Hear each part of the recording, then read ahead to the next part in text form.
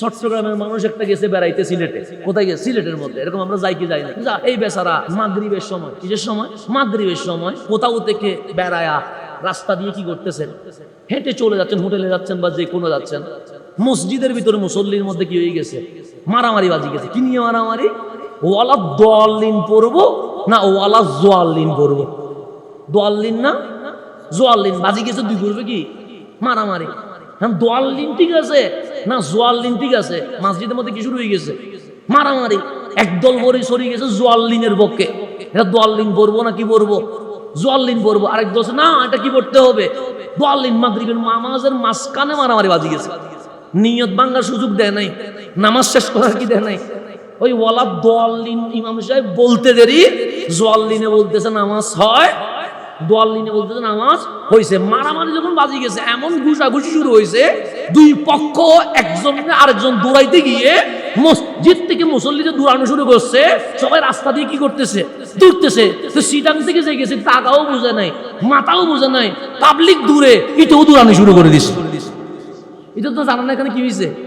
তো বেচারা কোটটাই পড়ছে, কোটটাইয়ের সিটের চুরে ভালো করে কি করতে পারতেছে না, দৌড়াইতে কত দূর যাইয়া পড়ে গেছে, এটা দৌড়ছে কে? মুসল্লি। তুই দোয়াল্লিন গ্রুপ না জোয়াল্লিন গ্রুপ? কারে? ইতারে। তুইতে বলছে দোয়াল্লিন গ্রুপ কি জোয়াল্লিন গ্রুপ কি? বলছে সূরা ফাতিহাতে ওয়ালা দোয়াল্লিন আছে না, আছে তো। তুই কি দোয়াল্লিনের পক্ষে না জোয়াল্লিনের? ইতে পড়ে গেছে বেচারা দিছে আরা।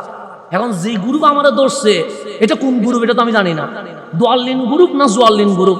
যদি বলি আমি দোয়াল্লিন, যদি জোয়াল্লিন হয় তাহলে ফিটের সামনে একটাও কি করবে না। আর যদি বলি জোয়াল্লিন আর যদি দোয়াল্লিন গ্রুপ হয় তাহলে তো আমার কোনো কি নাই, রেহাই।